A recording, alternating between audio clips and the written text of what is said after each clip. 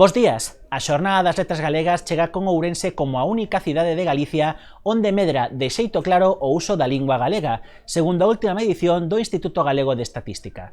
As cantareiras serán a figura a que se lles adique esta data e por iso traemos nas nosas páxinas a Ana Iglesias, profesora de pandeireta dunhas 250 persoas, e a agrupación Silveiras do Támega, Cantareiras de Laza. Da actualidade xudicial declararon en Ribadavia os detidos polos roubos de Avión e Beariz para responder da presunta autoría de ata 14 feitos delictivos. En Ourense, Jácome tivo que responder ante o xuíz por presunta malversación de fondos.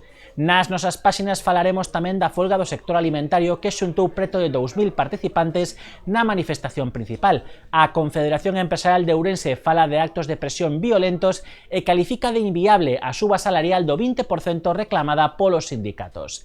De cara á provincia, Sousas mira cara ao futuro cunha inversión de 8,5 millóns de euros para mellorar a tecnoloxía da súa planta e o volume e capacidade de producción dos próximos 5 anos. No eido da información deportiva, Ourense e Mais Arenteiro chegan á penúltima xornada de Liga pelexando pola Copa do Rei e máis a permanencia respectivamente. Respecto ao tempo, Meteo Galicia adianta un sábado con poucas probabilidades de choiva. A temperatura mínima quedaba en 12 grados e agardas unha máxima de 30. Chegamos até aquí, pero lembren que poden ampliar estas e outras novas na nosa edición de papel e máis na web www.aregion.es. Grazas por acompañarnos todos os días, desfruten do café e tamén da xornada das letras galegas.